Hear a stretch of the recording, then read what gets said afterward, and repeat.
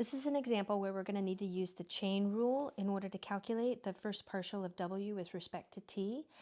This equation w depends on x and y, and x depends on two variables s and t, and y depends on two variables s and t. So to calculate the partial of w with respect to t, we would need to use this formula. This formula can be memorized, but I like to use the custom chain rule tree diagram in order to generate it. So this tree diagram is going to begin with the output element w. The range element is also indicated in the numerator of this partial. In our equation, we see that this w depends on two variables, x and y. Then x depends on two variables, s and t, and y depends on two variables, s and t. So because this root system down here has two variables, what we are able to calculate is a partial with respect to t. We cannot calculate a straight d derivative unless there's only one variable at the root. So again, to calculate this partial, we do need to use this formula, but instead of memorizing it, let's use our chain rule tree diagram in order to get it. We are going to need to go down both branches here, but we'll start by going down the x branch. Because there are two variables that w goes to, this first level is going to be evaluated as a partial derivative. So we're after partial w respect t, and that's going to be the first partial of w with respect to x, going down this first branch again, and we're going to the t root, so now we're looking at the first partial of x with respect to t, and that gets my left side branch. Now to that we'll add the right side branch, which is partial w respect y, multiplied by, from y down to t is another partial.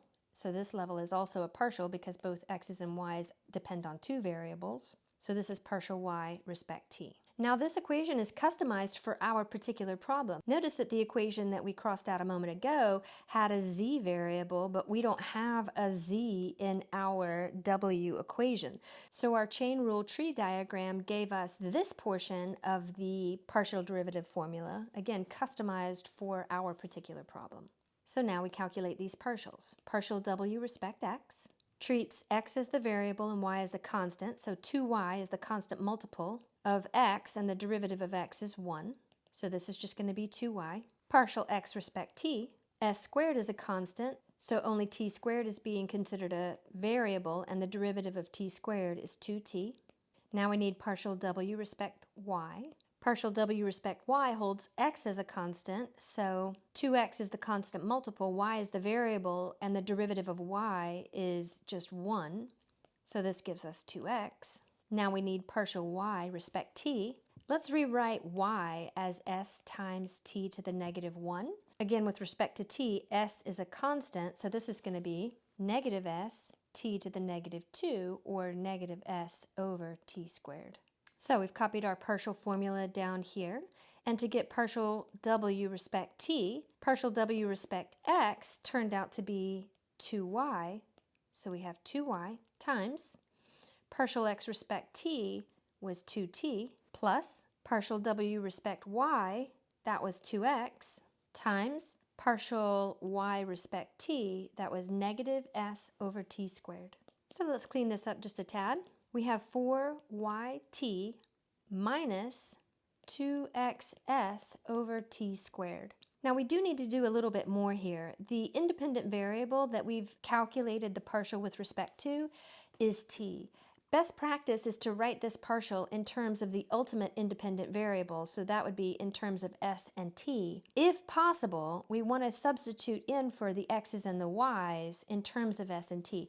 This time it's not too hard.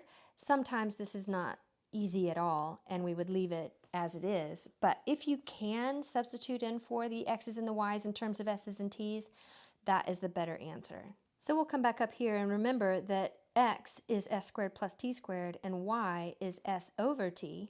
And so we'll use these as substitutions in our partial derivative equation.